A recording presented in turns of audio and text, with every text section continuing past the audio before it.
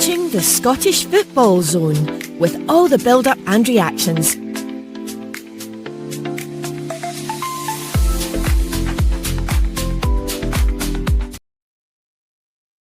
Hi, and we're live on a Monday night at 5:30. Well, just going 5:30. Busy weekend and busy week for Scottish football. Who doesn't love Scottish football? I know it's coming into pantomime season, but oh yes it is. Oh no, it's not, and all that kind of stuff. We'll get that out all the way first. Joined by Reagan. Reagan, how are you? Good to see you again. Hi, Michael, not bad. Looking forward to playing this interview that I just done about 2 minutes ago. So, I mean, it should be great speaking to Graeme Easton from the Scottish national team about Scotland and also his beloved Jam Tarts. Yeah, no, exactly. I'm looking forward to hearing that interview. You've just done that for about 20 minutes ago, and you rushed to the studio, so that was good. But I think there's I know that we spoke about Scotland on the show last week, but I mean, oh well, what the hell? We'll talk about Scotland again then, qualifying for the World Cup. Reagan, have you came back down to earth yet? No, not quite, Michael. I mean, it was a great experience. I was saying to Graeme about 2 minutes ago that I actually missed Scott McTominay's first goal, and he was laughing, saying, "How the hell did you manage to miss that?" I was saying, "No, I was stuck in traffic." But yeah, it was such an amazing moment. I've been watching so many videos, so many things. It's just great to be able to look back in these moments and think what an experience it was to be there with family, to experience it with 50,000 other people. It's just been so good to be involved in, and obviously I'm so happy that Graeme agreed to come on because he's a big part of that, and Scotland fans will know him from his voice, as I've said before. But I just thought it was so appropriate to get Graeme on and speak about Scotland as well. Yeah, no, exactly. Yeah, it would be good to hear that interview in a minute or two. But like, it would be good to. It's one of these moments, Reagan, like where if I say to you, where were you when Scotland qualified for the World Cup? You would automatically say, "Oh, I was at Hampden Park as well." And I think there was something special about that night as well because, okay, it's brilliant Scotland qualified, but at Hampden and their own back door, it's something special about that. Yeah, I mean, hopefully we qualify more often, but I still think in 20 years' time, Michael, I'm going to be saying to you, look, where were you that night when Scotland qualified against Denmark because of the magnitude of those 3 goals, because of the technique of the goals, and because they were so special? Yeah, no, definitely. So, what we'll do is we'll ask people, if you've not done so already, subscribe to the YouTube channel. It is the Scottish Football Zone, and on Spotify, you can listen to us on Spotify. Where Reagan's been a busy man because at the weekend he was at Packet Thistle game and they interviewed the Packet Thistle assistant manager Alex Ray, Jason Holt of St Mirren, and St Johnson, Michael. St Johnson, yeah. I'm getting carried away here. Too excited. So if you want to listen to that podcast, all you have to do is subscribe to the Spotify channel. And Spotify, talking about subscribing, you can subscribe to the Scottish Football Zone, and you can hit a wee bell, and you can have a notification when we all go live. Right, without further ado, here is the interview that Reagan sat down with the voice of Hampden Park, Graeme Easton, to talk about that memorable night on Tuesday night against Greece. So, yeah, and Reagan spoke about his experience at Hampden Park, along with 60,000 other people. So here we go. Here's the interview with the announcer of Scotland's National Stadium and also Time Capsule. Thank you for joining me, Graeme. Pleasure. Thanks for inviting me on. Not a problem. Graham, the only place for us to start is that magical night on Tuesday night against Denmark. Scotland managing to make it through to a massive stage in America next in 2026.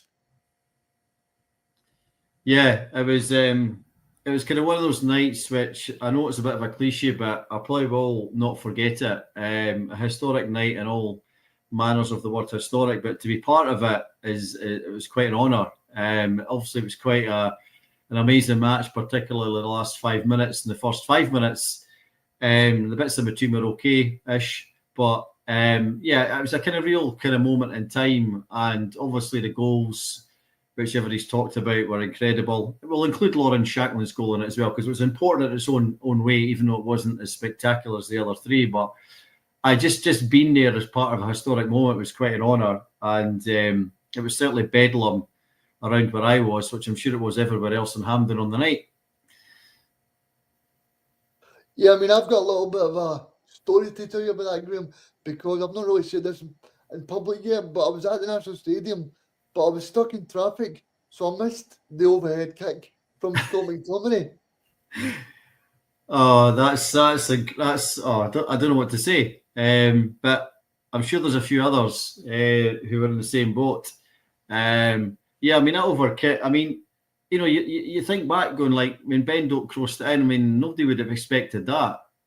But it was just, particularly since it was in the first, 3 or 4 minutes, it was just added to the kind of euphoria in the stadium and the kind of incredulous nature of that goal. And not normally I just say, in a very enthusiastic way, goal scorer for Scotland, number 4, Scott McTominay. But for some reason, maybe it was part of the occasion, I think I said something like, "You've just witnessed goal of the season, never mind goal of the decade, scorer for Scotland, number 4, Scott McTominay." So I just witnessed I felt I had to say something more than it was just number 4, Scott McTominay. So it was one of the journalists kind of picked up on it, and he kind of quoted it almost word for word in his report, saying that I couldn't make up my mind what type of goal it was. Was it goal of the season?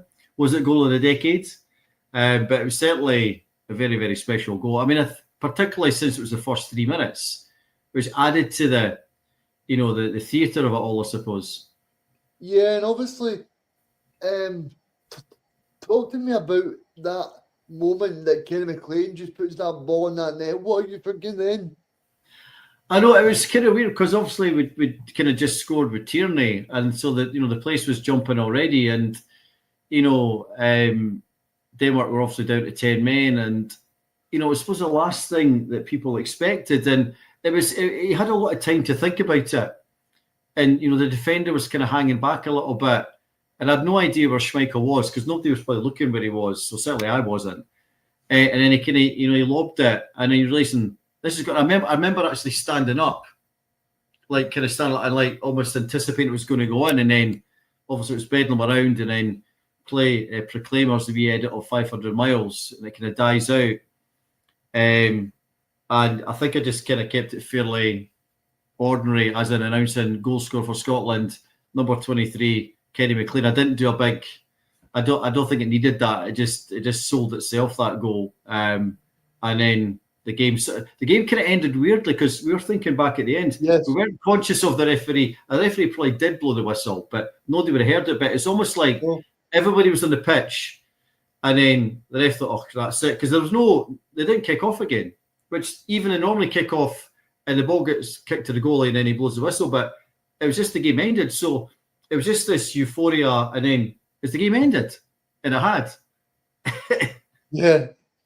I mean, it was a crazy night because, in my personal opinion, Graham, I was kind of fearing the worst when Denmark got it back to 2-2. I don't know about you in the stadium, but I just feared the worst because Denmark, they got a stranglehold in the match, and then for Scotland to then pull it out of the bag. I mean, credit to those players. No, absolutely. I mean, I get a sense of real kind of will to win and a togetherness, and it's not over till the final whistle. So that that's elite level sport, whether it's football, tennis, snooker, whatever the sport is. I think that's the real differential between the top teams, and I'm putting Scotland in the top team category on the basis of the World Cup, but just that ability to get over the line, whatever it takes. So that real kind of will to win and like we're never beaten, and I think that's been a real differential with Steve Clarke era, that they've got this real bit between the teeth, and obviously a lot of players have been together for a while and playing at a high level and all that, but just that real kind of determination to kind of give it one final go, and you kind of make your own luck, I suppose, in those situations. And it obviously it's a terrible clearance which fell to Tierney, but what a finish to make it 3-2. Yeah, I mean, I don't know about you, but I've been looking through so many videos still about that night. It's just been so magical. Yeah, I know. Well, I say I stay in Edinburgh, so it usually takes away well to come home. Usually there's roadworks on the M8, but luckily that night there wasn't. So I actually got home early, in the sense I got home at midnight, which is kind of early for me. And because I was still buzzing, and I kind of went on my phone, I was watching all the replays of the goals and kind of reading reports and everything going on. And so I probably didn't get to sleep till about 1:30, because I was still on that high and wanted to kind of watch it, the TV pictures of it. And obviously getting a few messages from people, as you can imagine, in those situations. So, it was a long night, but a good long night. Yeah, I mean, talk to me about Steve Clarke, because what a job he's done as well, eh? Yeah, I mean, he splits opinion, and he probably still will split opinion. But as they say, football, like most sports, is results driven. And, he's got us to, kind of 3 competitions. So you're going, well, you can't do it against that. Yeah, people will say he's maybe conservative. And on reflection, maybe he would reflect on the European Championships and think, right, we could have gone for it a bit more. And, he could obviously went for it in the Denmark game, and he brought on 2 strikers, Adams and Shankland, and that worked for us. So he'll always have that. He's a bit conservative. But I suppose you then say, well, he's got that togetherness that people often say it's that club mentality, and I think they're right in that regard. It is very much a club, and it's the same players. They know each other, they know the strengths, they know what they're going to get from each other. So on that basis, you go, well, he's done a great job, no doubt about it. Yeah, and obviously the National Stadium takes a lot of flack, Graeme, but I mean, that was so special to be there. Oh, definitely. I mean, I always say to people when they ask in these situations, it's a great honour to do the job of announcing. And especially announcing a big, huge moment like that. I'd all kind of planned out what we would say or what music we'd play and all that. So it was all planned out as you'd expect. But to be part of that, because the previous to that, I'd probably say the biggest kind of moments was Lee Griffith's 2 free kicks, in terms of just the general euphoria and excitement, and obviously it's England. That was a real kind of joyous moment, and just bedlam in terms of round about me. So that it was kind of if it eclipsed that, definitely. Yeah, and obviously I've been seeing videos of the national anthem, as I explained earlier. I got stuck in traffic, so I missed it. But I mean, tell me about that, because that was so special as well. Yeah. It's. I mean, I think that the anthem always gets a good rendition, but I think it was just something extra special in the air that night, and especially when the piper doesn't pipe for the second verse. I mean, I know they do that Scottish rugby as well, when it, the crowd really encapsulate it. But you talk it when you go to other countries and you think, well, what's going to intimidate the other fans than when the players? And I think for most people it might be an anthem or a big song. I mean, I'd be pretty confident that another country coming, other fans thinking, and Denmark fans I've seen posting and seen videos thinking, right, Flower of Scotland to a non-Scot is quite an intimidating, but also quite a good anthem in the grand scheme of things, because a lot of anthems are pretty boring. But like it or loathe it, you can never say Flower of Scotland is not boring. It doesn't get you going. It's very unique in its own way. And if that gives us that extra in a game, then great. I mean, in another sport like obviously New Zealand rugby, they do the haka. I mean, that strikes me as a great psychological advantage for New Zealand. So I'm not saying Flower of Scotland's the same, but in the same token, you go, well, any little thing that might give us that wee edge, then if it's Flower of Scotland sung really well, then let's do it. Let's go for it. I mean, this is probably a bit of a personal question, but I just want to ask you anyway. See, in terms of your job, I mean, you're so privileged. Do you get to know the players, the staff? Do you get to know these people well? Not really, because I'm not really in their company, and obviously I'm kind of track side, kind of pre-match most of it. When the teams come out and stand at the tunnel, so the players walk past me. I mean, they might know me by sight because they've seen me a few times. They might go, I kind of recognise that guy. So if I bump into them at the street, they might go, "Oh, you're the guy at Hampden." So, but I don't know them. I mean, been working at Hearts, obviously, kind of launch Shankly a wee bit. So I gave him a high five before the game, and I said, "Shanks for the winner." And he kind of smiled. And I was thinking at the end of the game, he nearly was Shanks for the winner. So I mean, I know him obviously a little bit, being at Hearts and Craig Gordon, but I've never actually kind of met any of the players properly.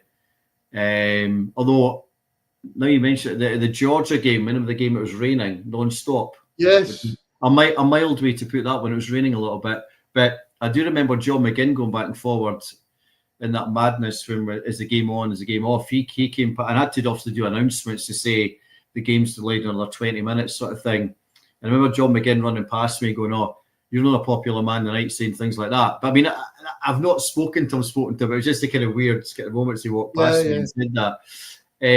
But they've got their job to do. I've got my job to do. So I don't get to meet them formally. I was just going to ask you in terms of what preparation goes into it for you then?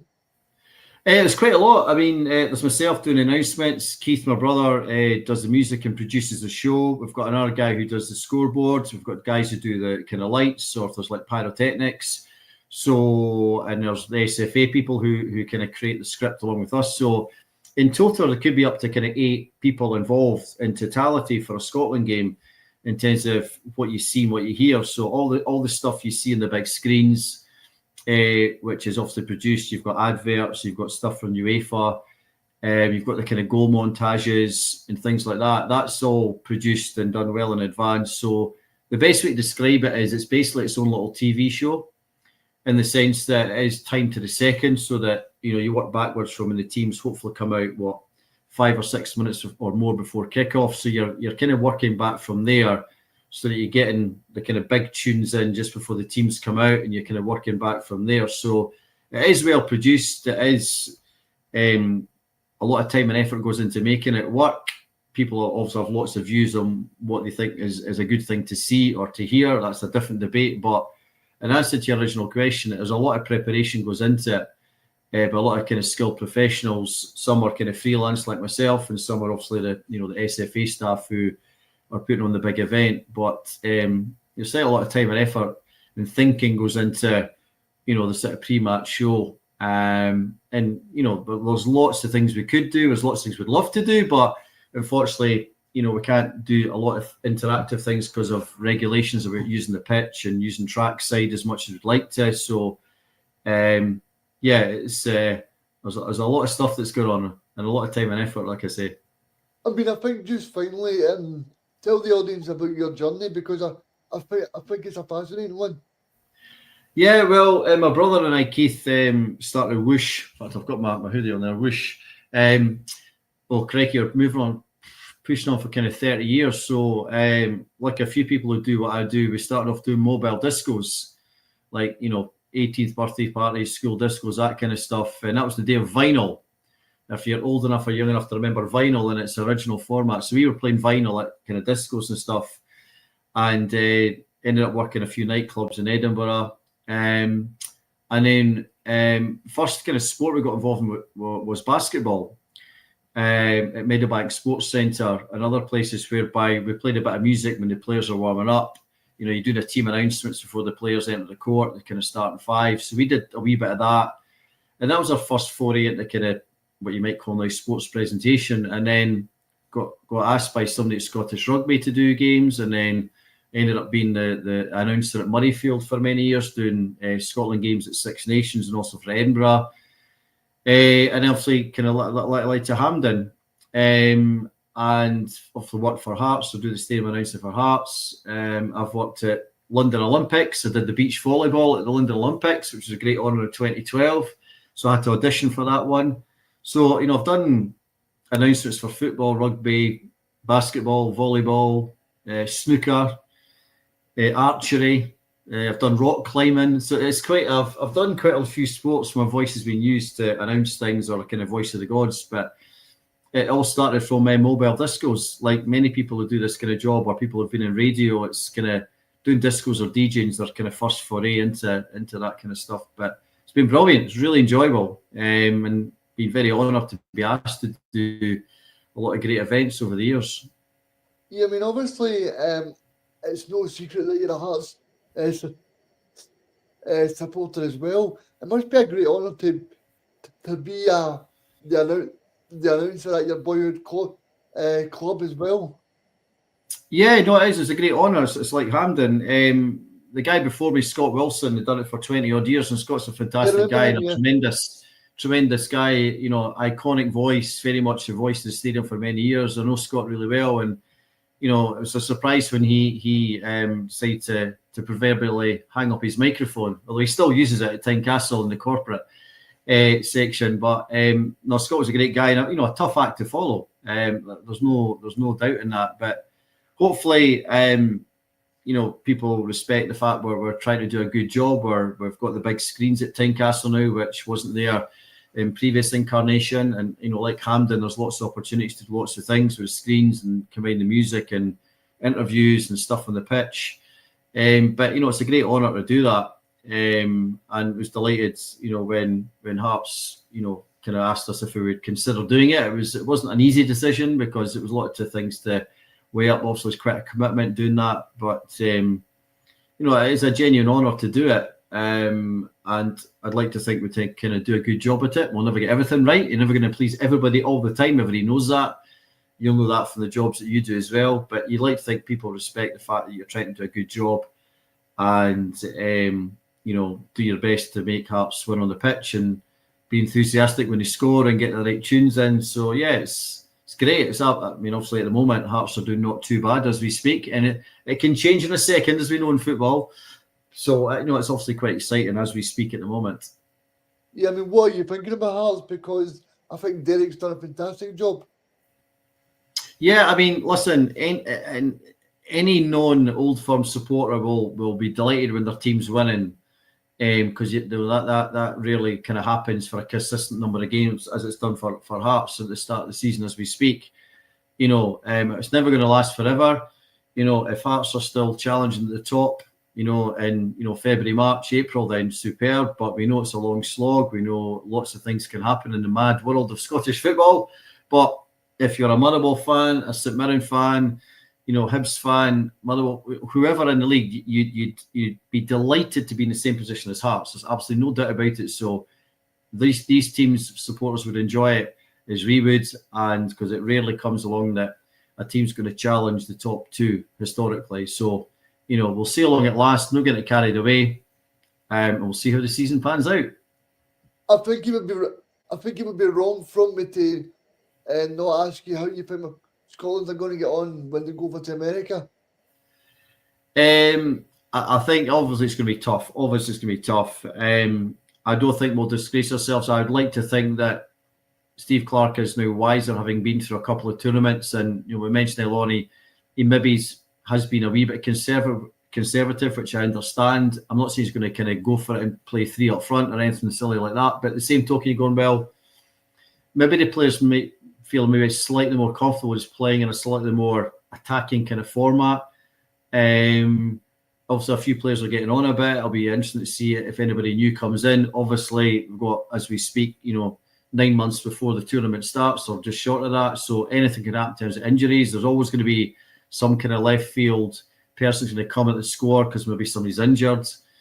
But, you know, you'd like to think the players are going to be in a great frame of mind. And, you know, it's obviously tough. We can't have too many high expectations. But you like to think if we get at least one win, then, you know, we'll take one win. If we get any more or a draw, then I think that'll be a bonus, because whoever we're playing is going to be tough. We know that. Yeah. Thank you, Graeme, for joining us. It's been great to have you on. Thank you very much. Pleasure, absolute pleasure. I wish you all the best for your podcast.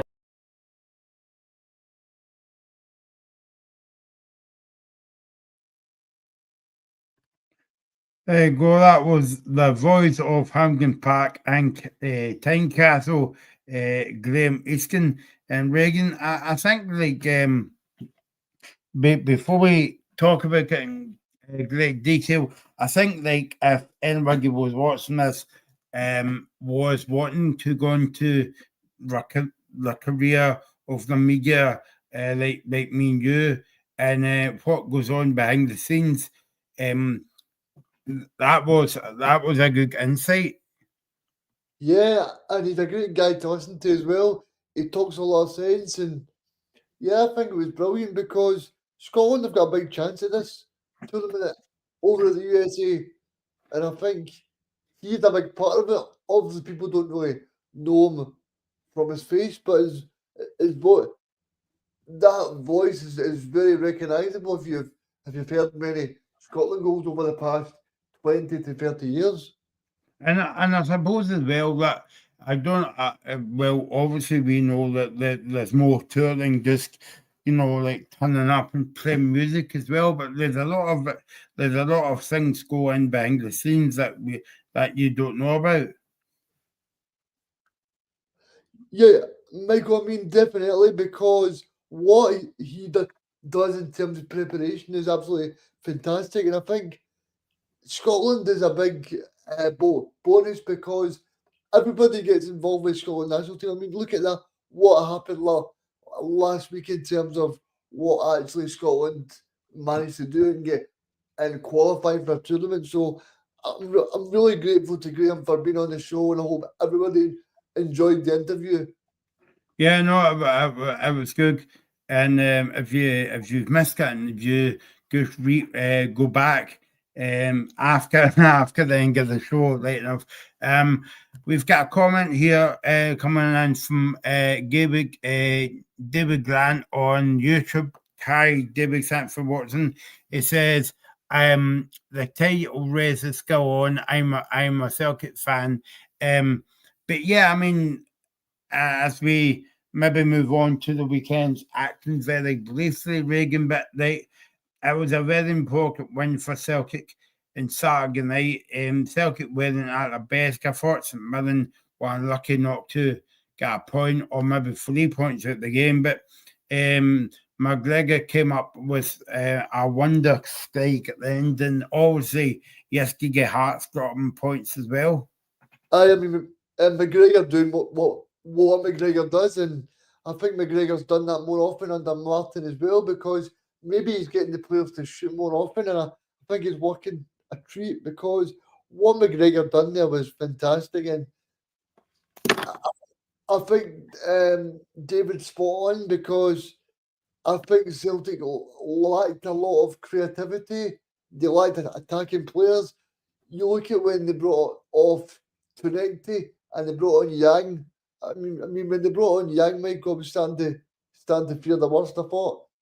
I didn't think that Celtic's bench was looking the best, but fair play to Celtic. They got the 3 points, which is so important at this stage of the Premier League season.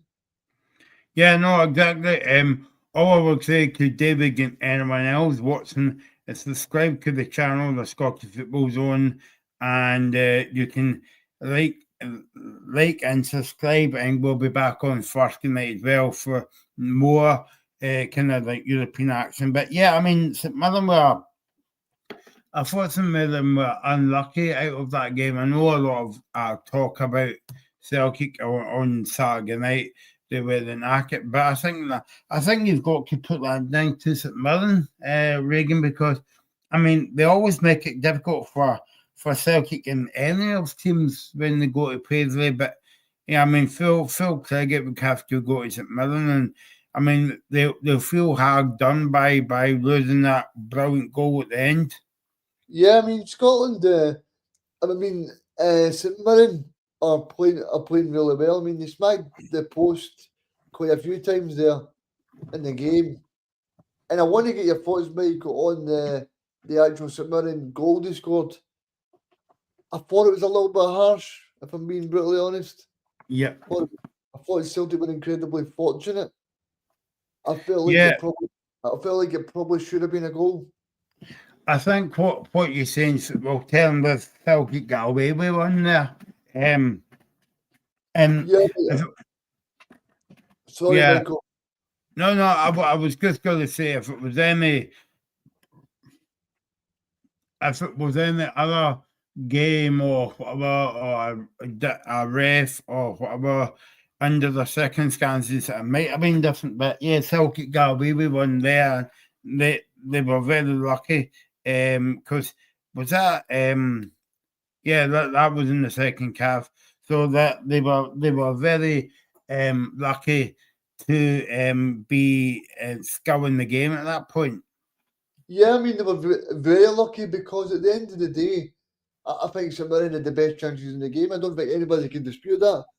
Yeah. But I think breaking tonight, Michael, I think it's close that Nancy will be appointed as Celtic manager. I think he will be the Celtic manager. So I think it's important for him to come in and really try and steady the ship, I would say. Because if you look at it from me, Michael, Celtic need 2 strikers in January. Because you look at the strikers they've got at the moment, Ian Nacho is injured at the moment, and also Osman, who actually played well as a striker against Rangers, he got injured against Midtjylland as well. So Celtic are 2 strikers down. Yeah, I think I mean, there's a couple of situations here, Reagan, right? Because obviously, the way Celtic performed in Saturday night was nowhere good enough for Celtic, right? And a lot of Celtic fans were saying that, oh, do you think it was because of the AGM and what's happened off the park? That might have something to do with it as well. But I mean, you've got to.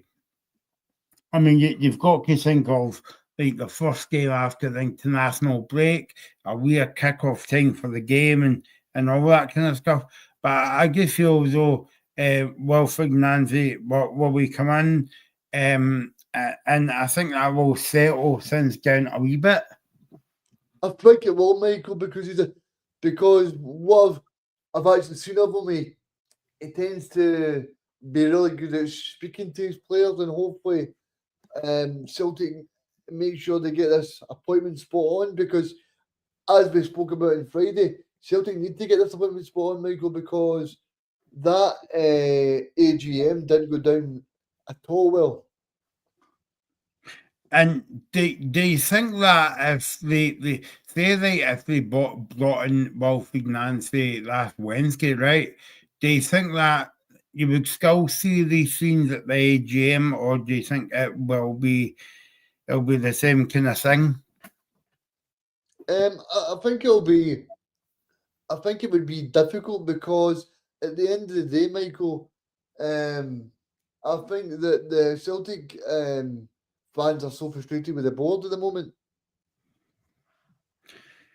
Yeah, I mean, I don't know if it would be as bad, maybe not as bad as we saw last week, but I mean, I think Celtic getting annoyed because A, they never brought any big names in the door, but also B, that they had like 2 weeks to appoint a manager. Yeah, and I think Celtic have took their time. They've actually tried to make sure they get this appointment spot on, but Celtic need to go off to a flying start. And I'm sorry to say this to Wilfred Nancy, but he needs to get off to a very good start.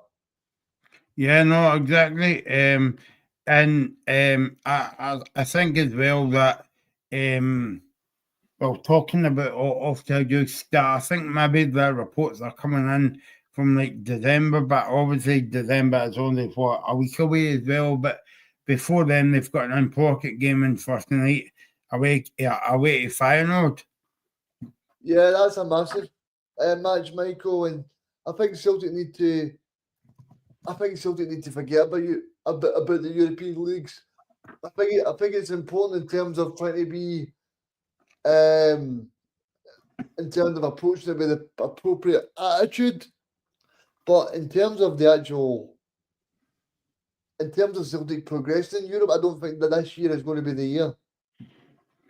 No, I mean, I think there's too many distractions, you would say, in terms of the board, Brendan Rodgers against Dermot Desmond, when the new manager comes in, and also the AGM. It's just a kind of like catalogue of errors that's going on at Celtic at the moment, and I mean that shouldn't be happening at a big club like Celtic.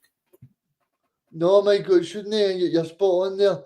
And I think it's so important that Celtic as a club really try and make sure that they can be able to focus on every match as much as possible. So I'm joined by Alex Ray. Thank you for joining me, Alex. A massive win for you today against St Johnstone. Yeah, it was an important one as well. We knew it was going to be difficult. They have real quality throughout their ranks, and it's pleasing when you get that result, because it keeps the momentum going in the right direction. Alex, I felt you played really well with the two up top. Talk to me about that. That was just normally we play a different shape, but I think it's important to be flexible in relation to the opposition. So we're absolutely delighted that it worked well. The second goal, Alex sets Tony up for that, and I think it worked really well today, in and out of possession. Alex, tell me about that goal by Tony, because I think it's something special. No, the good thing about it is you're asking for the two strikers to link and complement each other, and then obviously the ball comes into Alex, sets back Tony, and then he beats the keeper. So from that point of view, we're really happy, and then we obviously scored the opening one with a set play that we've kind of been working on as well. So overall, we're delighted. Yeah, I mean, Alex, you must be so happy with the way things are going in the moment. Aye, delighted, mate, delighted. Listen, we're just going to enjoy the night. We have to get the boys in tomorrow and assess the squad to see if there's any injuries, and hopefully everyone comes through unscathed, and that allows us to prepare properly over the next couple of days for a very difficult game against Dunfermline. And I just wanted to ask you, because St Johnstone put you under a lot of pressure, so you're happy with the way the boys deal with it? Oh no, listen, the thing is that sometimes when you play against an opposition like St Johnstone, who have quality throughout their ranks, there's going to be times you have to suffer when you don't have the ball. The boys done that brilliant. All the subs come on and made a real impact as well. And it was kind of backs to the wall at times. So we're happy with everybody, and we got the result we're looking for. Thank you very much for joining me. It's always a pleasure, my man. It's good to speak to you again. There you go. That was Regan's chat out to the Packet Thistle assistant manager on Saturday, Alex Ray, and that was a good win for Thistle and Saturday, Regan. Yeah, it was, Michael. I really enjoyed that. I'll actually bring up the interview I done with Jason Holt as well, if you don't mind, Michael. But yeah, I mean, that was a massive win for Partick Thistle. Actually going against St Johnstone to win that match, it was fantastic, and fair play to the club and fair play to Alex as well, because he's been in there being part of the backroom team, and they're doing really well at the moment. Yeah, no, and I know that you might be going tomorrow night to the game against Dunfermline at Farhill, and that'll be a good game, because it'll be a case of Matt Wilson against Neil Lennon. Yeah, Michael, I'll be there for the battle of the previous Celtic players.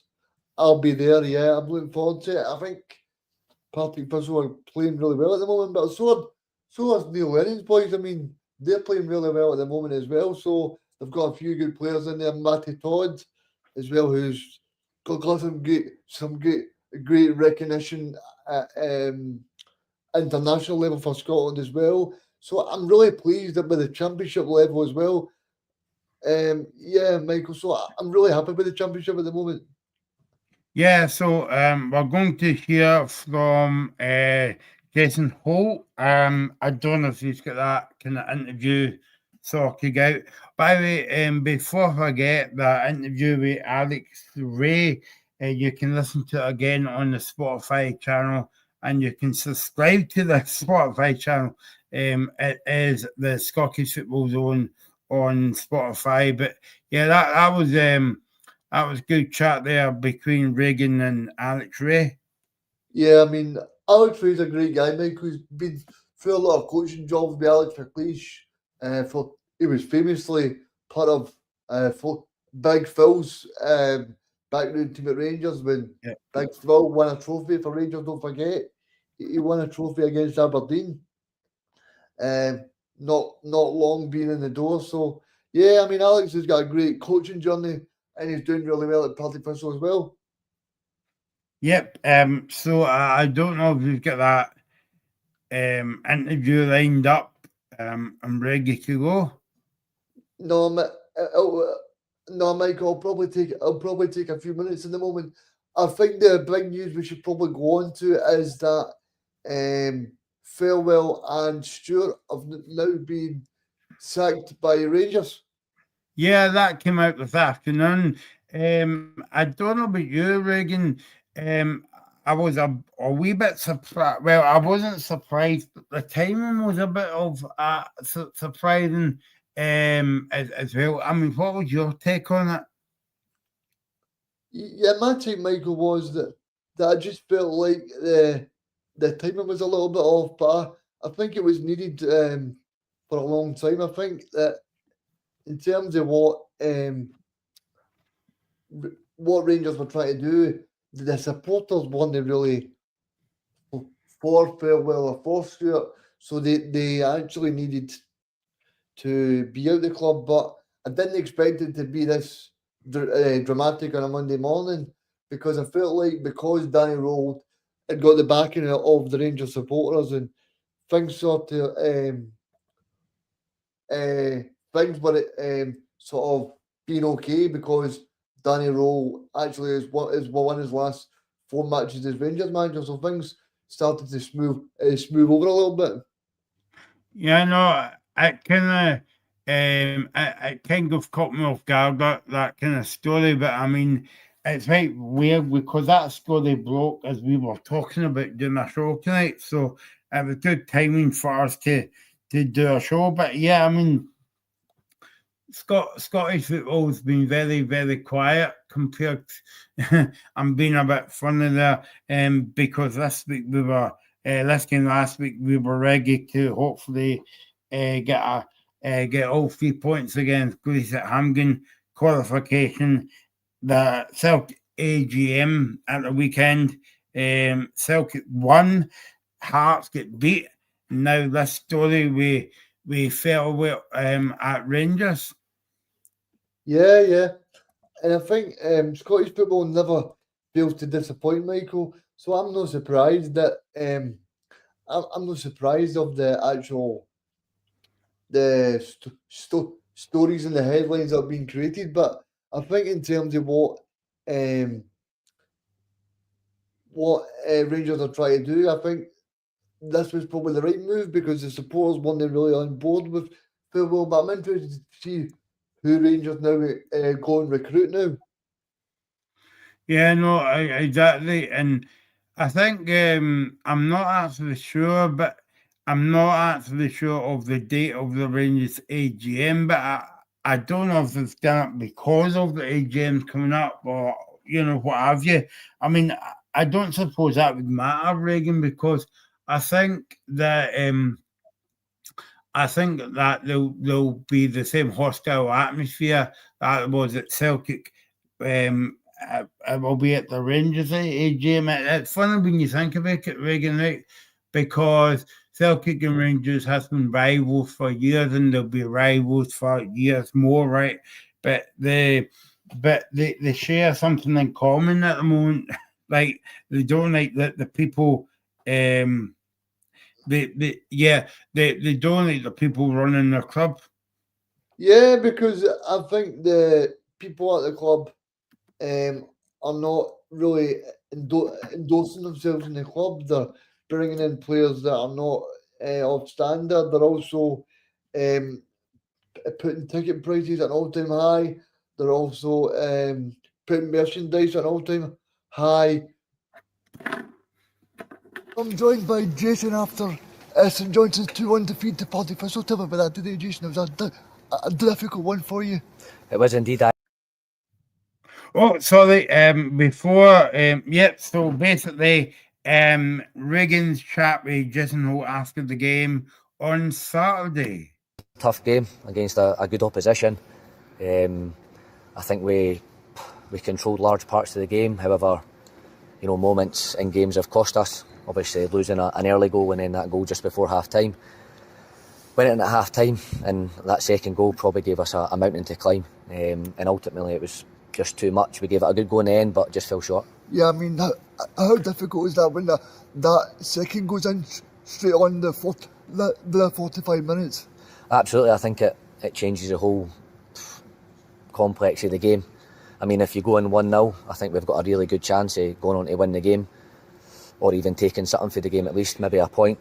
But 2-0, again, it probably gives us a lot to do.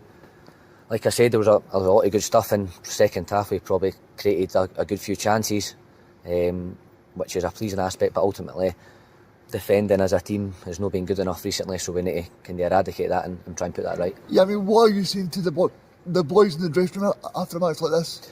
I think the message after the game was those moments, defending-wise as a team, has gave us too much to do, ultimately. Again, a lot of good stuff, and we know for this team we're going to create a lot of chances and we're going to score goals, but it's keeping clean sheets that gets you success, and if we can get back to keeping more clean sheets, that gives you a good chance of being successful. Yeah, I mean, I suppose the positive for you today is that you're still 3 points clear. I think if you look at the table, obviously you're still top of the league. We're aware of how difficult this league is, and the games are ever so challenging.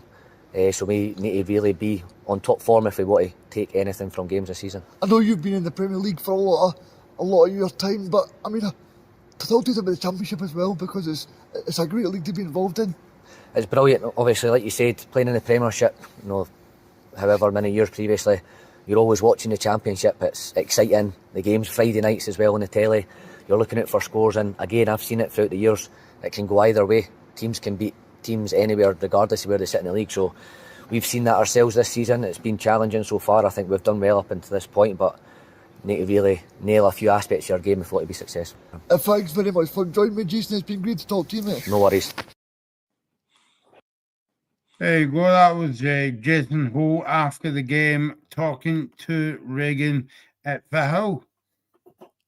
Yeah, it was brilliant to speak to him, Michael, and it was just so good to get that insight. For Friday's show, Michael, I've actually got Jason's going to do a little snippet for me and speak about the St Johnstone manager and Simo Valakari as well. So that'll be good to get his insight on what he actually thinks of the manager as well. Yeah, no, that'll be good. It's always good to hear the player insight into manager, Yeah, and I think that he's a breath of fresh air, because what Valakari is doing, he's letting the St Johnstone players actually express themselves, and I think that's an important aspect, because as much as Alistair talks about Craig Levine and being quite negative and stuff like that, but Valakari's got a different sort of approach to football, and I think that I think the question I asked him about as well, Michael, just want to touch on as well, the question that I asked him about in terms of the Championship, because he's always been in the Premier League, I think that was very important for me, because obviously this is his sort of first real stint in the Championship, so I just wanted to get his thoughts on what he thinks of the level, and obviously watching that Championship on the Friday night on the TV as well. It gets a lot of publicity, and that's why I really enjoy talking about the Championship as well. Yeah, because obviously when we talk about levels in the game, Regan, but like there's a bit of a difference between the Championship and the Premiership. But I mean, when you look at the bottom of the table, the likes of Livingston and teams like that, there's not really much of a difference there. No, because you look at teams like St Johnstone. St Johnstone played really well on Saturday against Partick Thistle, and same with Partick Thistle. I mean, Partick Thistle are playing really well this season under Mark and Alex as well. So I think we've got a fantastic league to be involved in. And you look at the match I'm going to tomorrow night in terms of Partick and Dunfermline as well. So I think there's so many great clubs, and you've seen what Falkirk done in the Championship over last year, and what they are managing to do in the Premier League as well. Yeah, no, definitely. And I mean, the game that you watch tomorrow night, sorry, on Saturday, and you're going to see two teams that, on Tuesday night as well against Thistle and Glenfirmin. So that's basically between St Mirren, between Packet, Thistle, St Johnstone, and Glenfirmin. That's three top teams that it should really be in the Premiership. Yeah, and I think that's a big reason, Michael, why I'm a big advocate of the Premier League potentially becoming a bigger league, because a lot of these clubs like Partick Thistle, like St Johnstone, they're ambitious clubs. I mean, Partick Thistle have got a really good squad this year. I really like a lot of the players, and you look at a lot of the players who are playing for Partick Thistle, like Tony Watt and Logan Chalmers, who have previously played in the Premier League as well. Stevie Lawless. I mean, there's so many.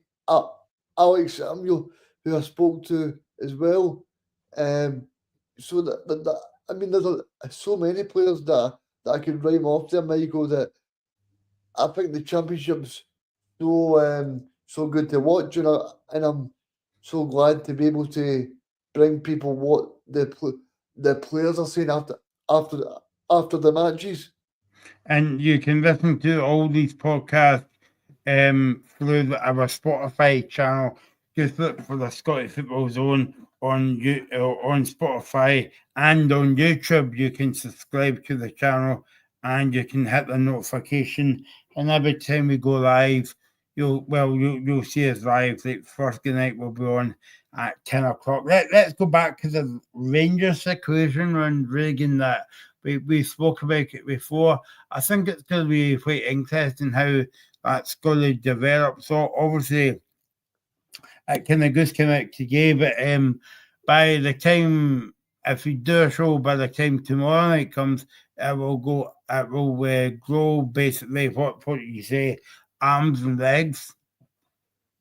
Yeah, because I'm just really interested to see who Rangers now recruit, Michael, because it's so important for them to recruit someone who is able to get the best transfers, and also someone that the fans can really get behind, because Farewell and Stewart were two people that the Rangers fans clearly didn't get behind. Yeah, let's speak about the game on the park then on Saturday. Obviously, I'll go through the highlights. The final score at Ibrox, in case you forgot, Rangers 2, Livingston 1. And it was, obviously, we'll speak about the handball incident in a minute. And I think everybody agreed it was a penalty. And just like Celtic on Saturday, Rangers got away with one on Saturday afternoon as well. But I mean, Livingston could have took all 3 points of that game, because going by the highlights, Livy had the better chances. Yeah, they did, and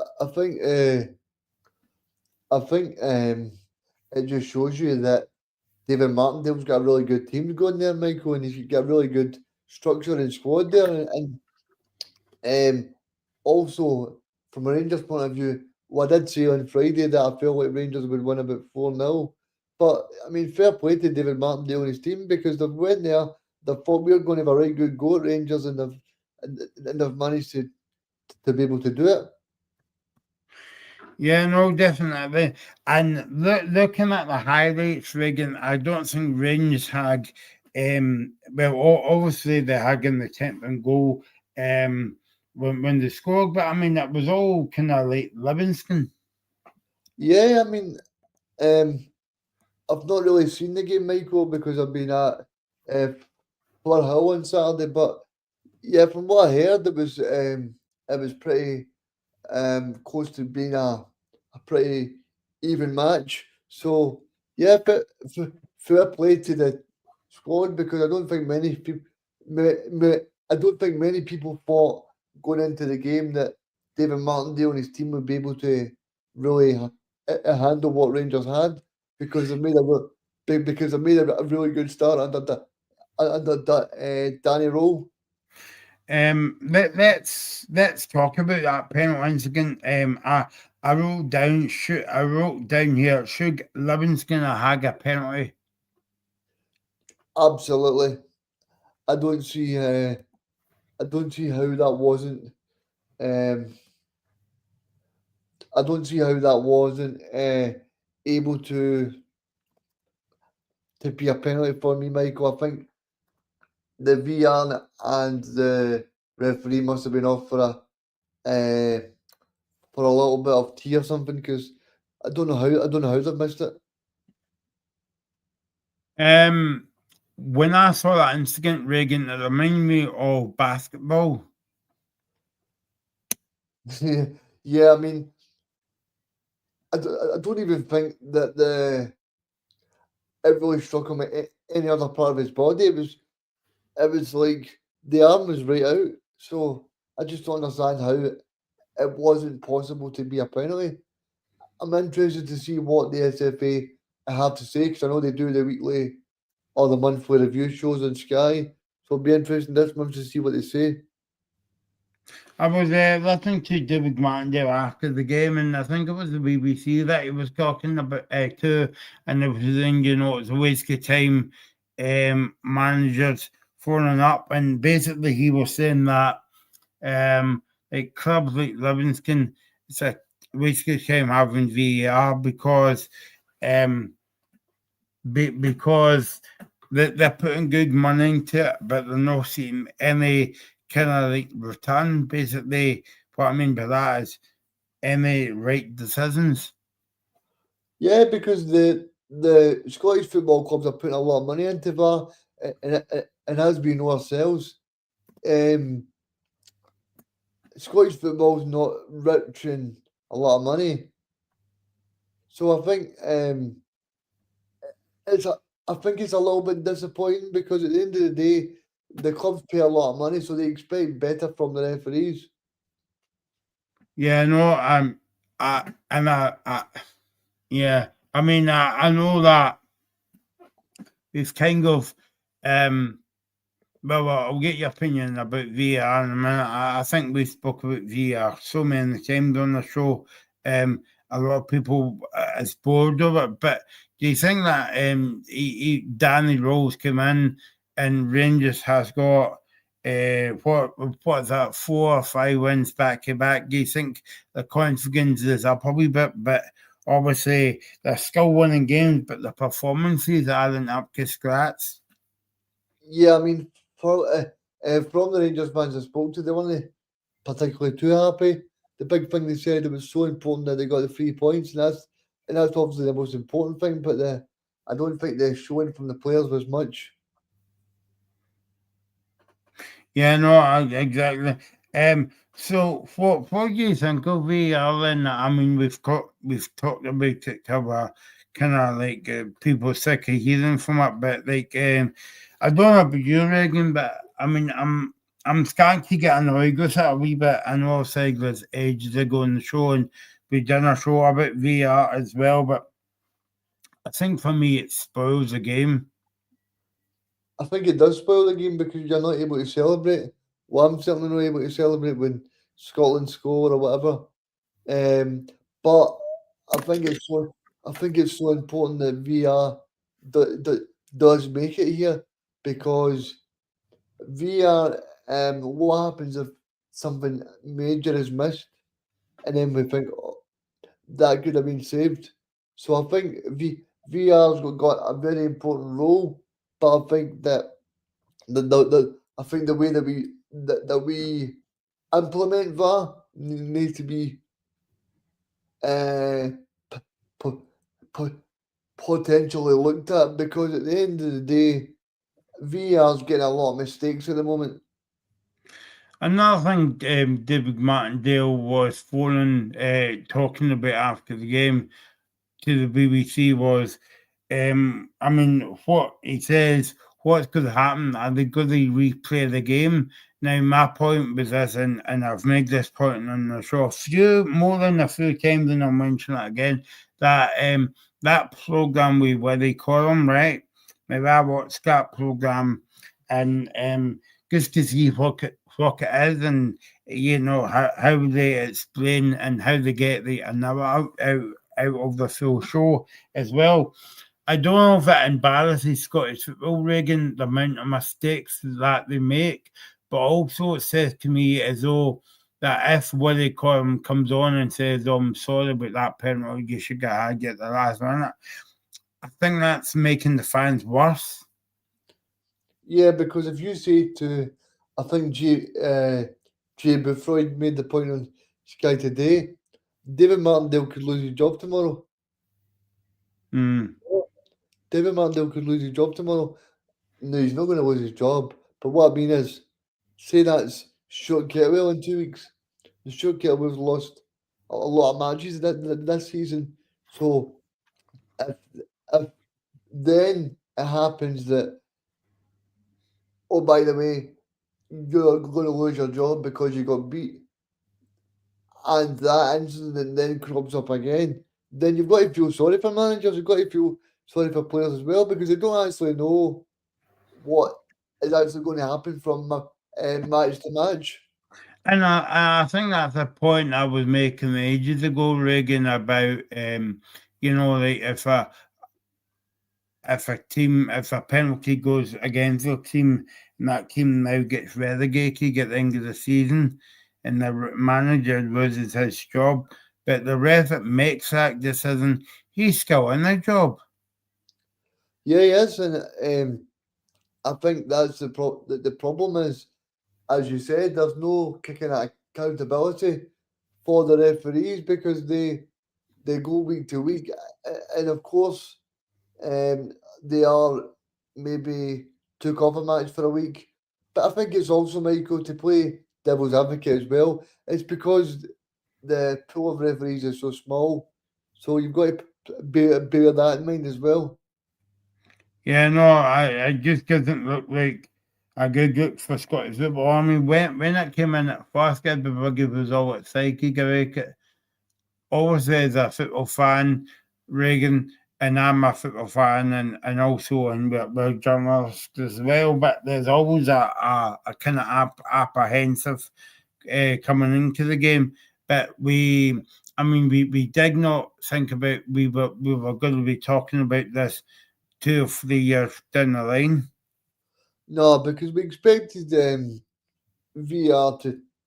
Obviously, we did expect it to actually to have its moments, but we expected it to be a clean process, a smoother process, and only to get involved when it's clear and obvious.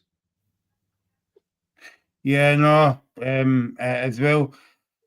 Let's go on back to football matters now, and let's talk about Rangers now. They've got a game on first night against Braga at Ibrox.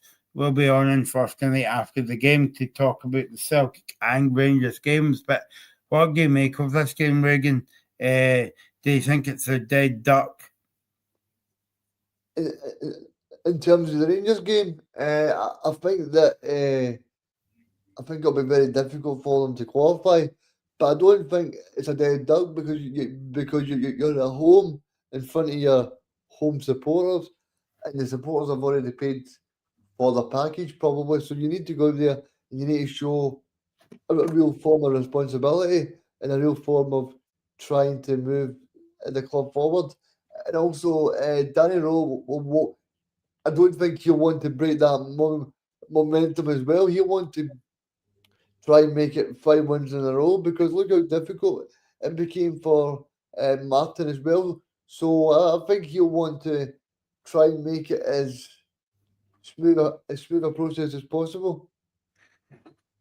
So that was the game at Ibrox then. It finished Rangers 2, Livingston 1. Let's go to the game yesterday involving Aberdeen and Hearts. And a good win for Aberdeen. They beat Hearts 1-0. And I know that we were saying on the show before that sometimes managers, they don't get a long shelf line in Scottish football. But I think a bit like Hibs, Aberdeen has stuck by the man at the moment. and he's got a few wins back to back. I think it's so important, Michael, because at the end of the day, I think there's Aberdeen have shown that this season that they've got a real bounce back ability, and they're showing that they're able to really step forward and fair play to Jeremy Tillene, because he's showing that if you can really buy into ideas, okay, it might take time, but always trust the process.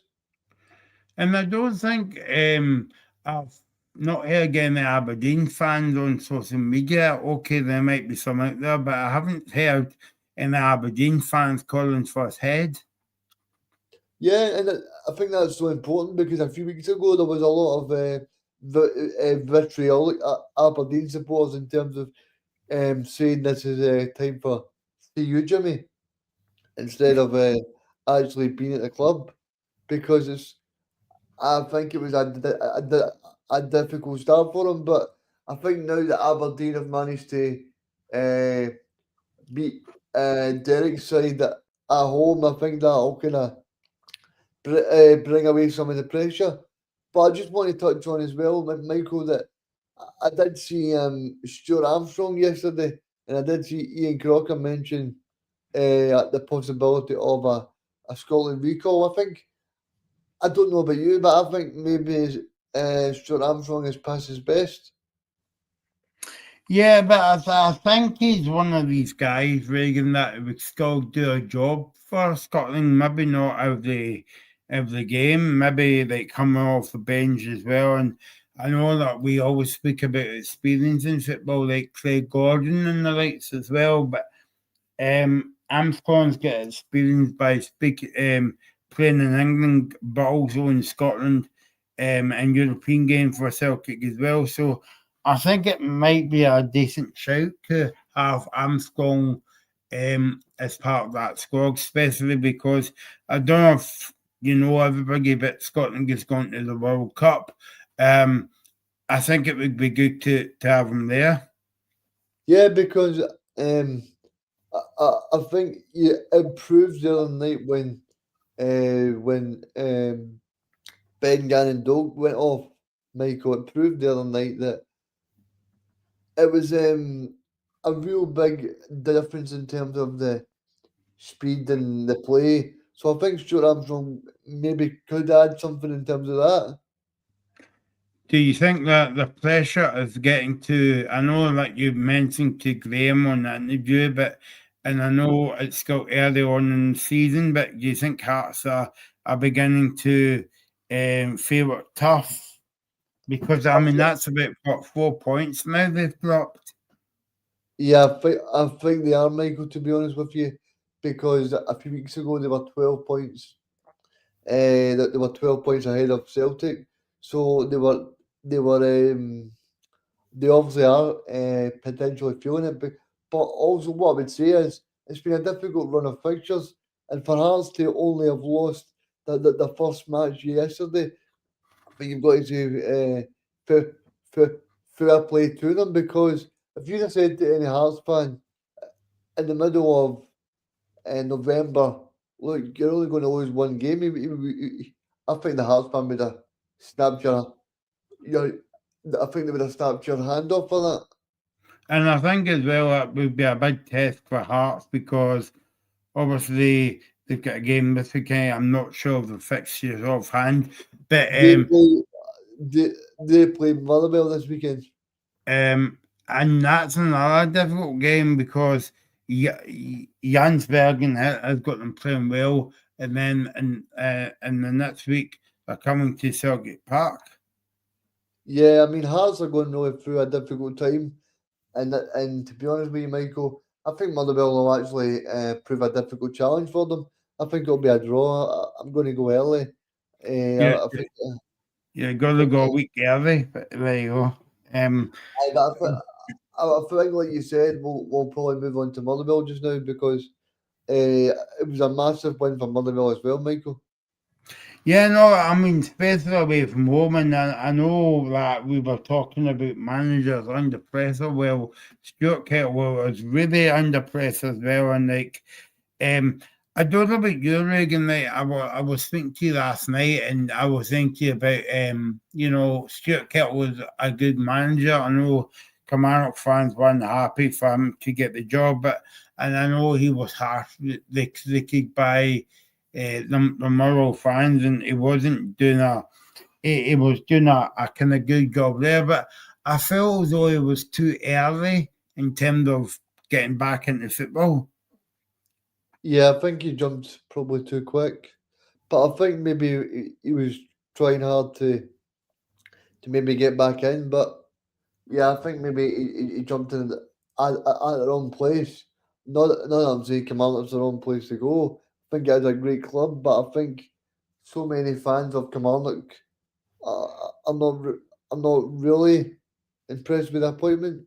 So I think he was always going to be on the back foot, especially when the last two managers Kilmarnock have been Derek McInnes and Steve Clark. Yeah, no. Were you surprised that Kilmarnock appointed Stuart Ketwell?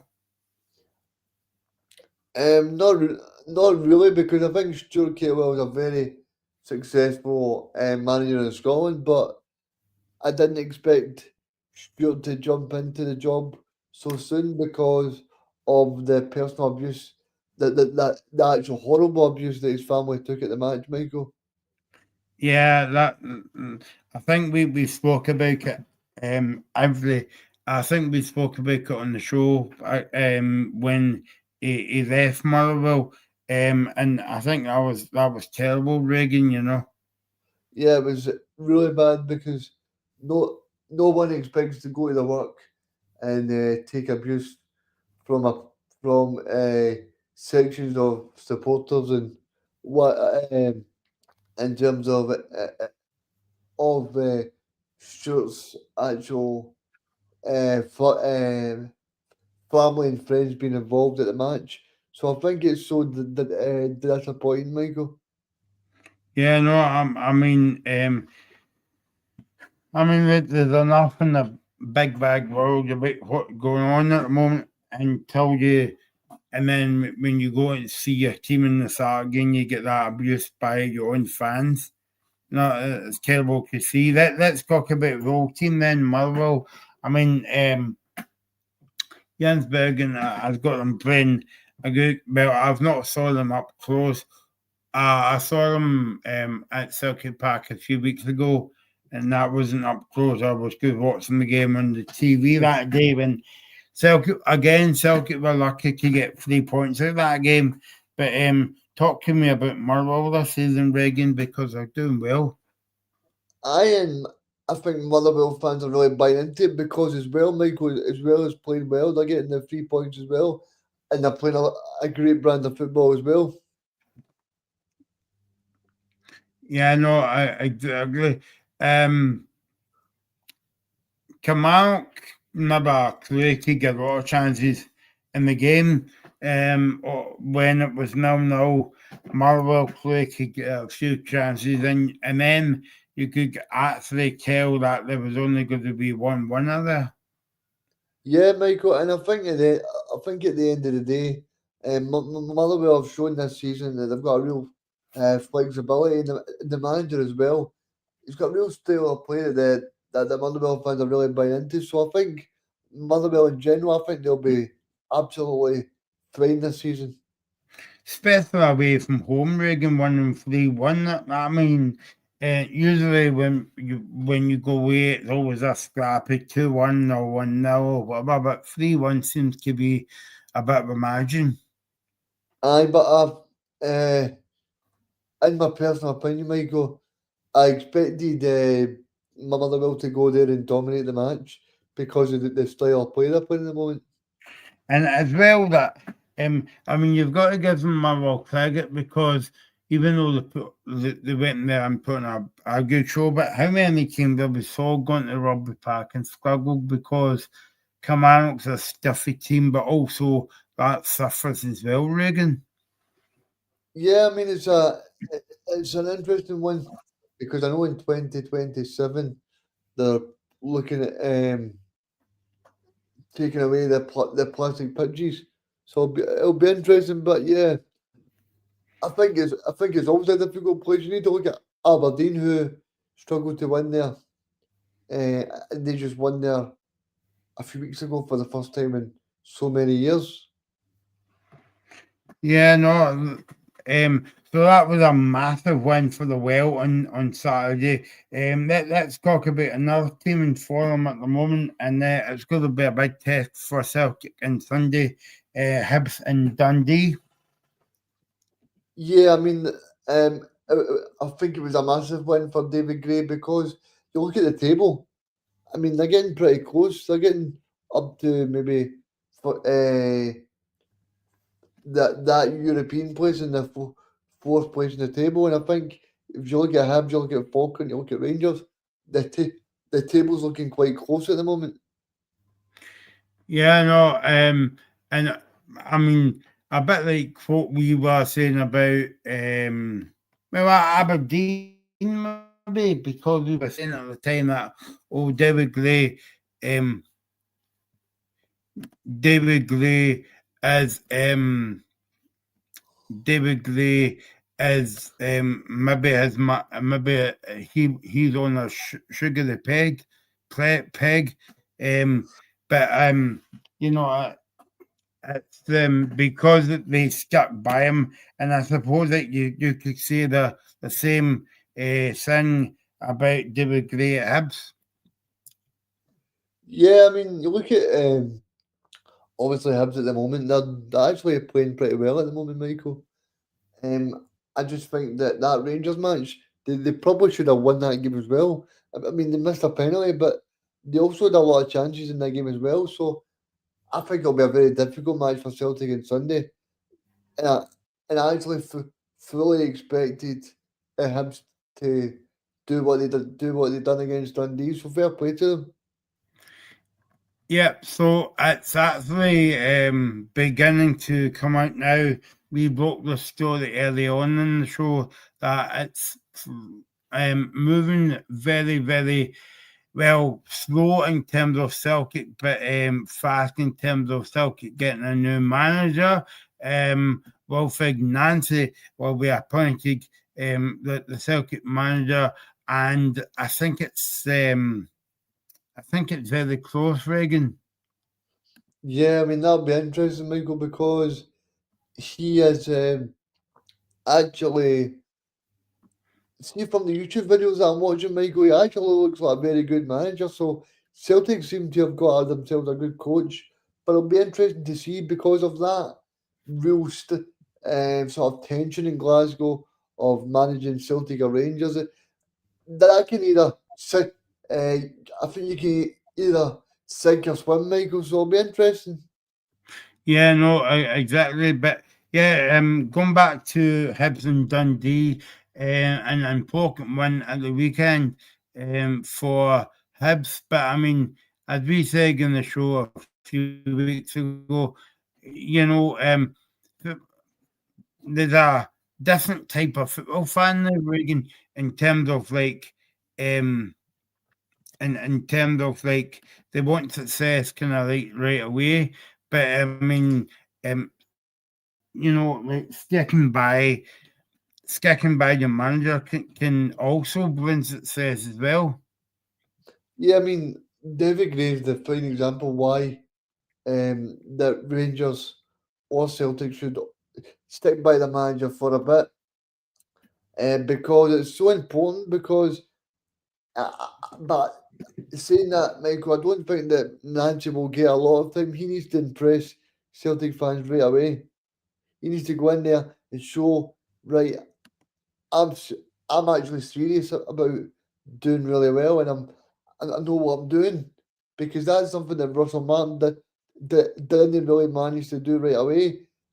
You know, as much as we can really say, oh, okay, it was sort of um it was actually okay to watch, but Rangers were never actually winning many games, and I think Ange Postecoglou is the kind of fine example, is Michael, that Ange Postecoglou.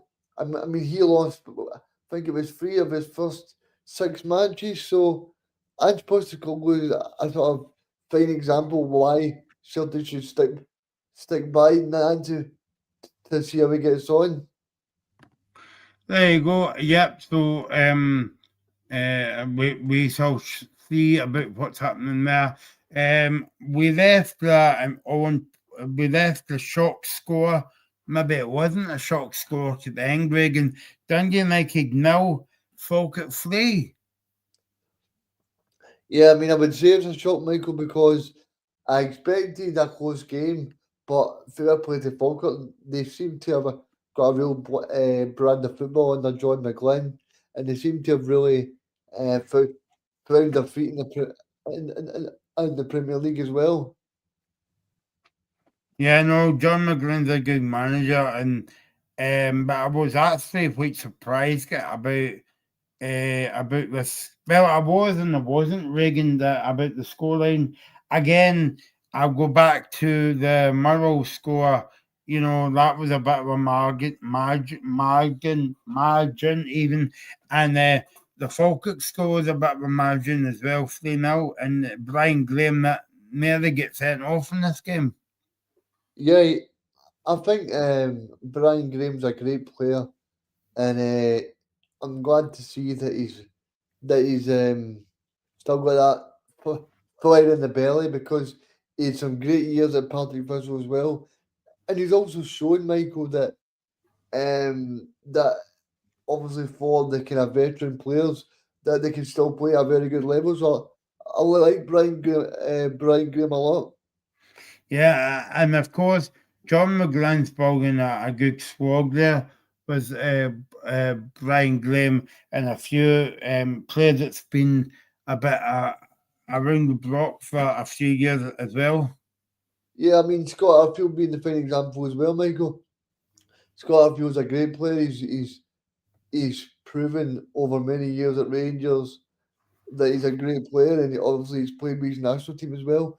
So I think in terms of that, um, I think they've brought a very good squad, but also they've got a very good squad that they've had for many years through the Championship, through League One, through League Two as well. So I Yeah, think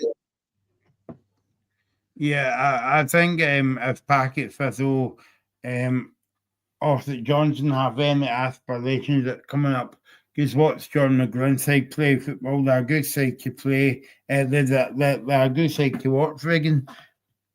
yeah, Michael, I think they are, and I think they proved that against Celtic and Rangers over this season. I mean, Falkirk should have probably beat Rangers in the match they played first time this season, so it'll be interesting to see what happens on Sunday when they play Ibrox. Yeah, no, that's going to be an interesting game. I look as well, especially because Rangers are in great shakes at the moment, but obviously they've got that game against Braga. And talking about first night, we'll be on in first day to talk about the Rangers Celtic game and Aberdeen game in Europe first night at 10 o'clock. And don't forget, we'll be back on Friday with our preview show at 5 o'clock for the weekend games as well. All it means for me to say is subscribe to the YouTube channel. It is on it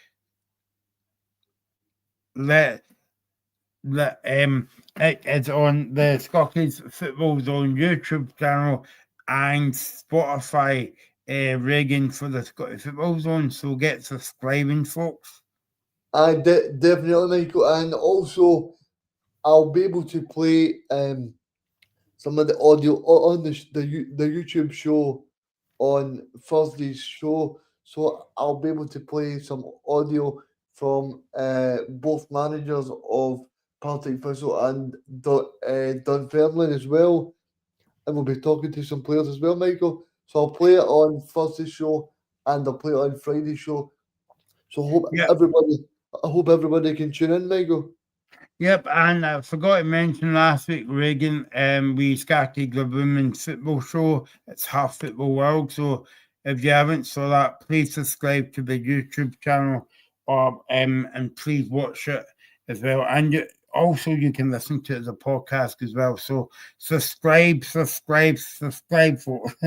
the YouTube channel and Spotify. It's been a busy show, Reagan. Thanks for your company for the past couple hours, and thanks to you for watching, and we will see you again on Thursday night to look back on the 90 minutes of Rangers Celtic in Aberdeen in European action as well. So subscribe to the YouTube channel, subscribe to Spotify, and we'll see you on Thursday night for the games, and also we'll hear the audio from the Packet Thistledown Salmon game from Reagan's going to Fowl tomorrow night. So buy him a pie when you see him because I like pies. So yeah, have a good night, and we'll speak to you on Thursday. You're watching the Scottish Football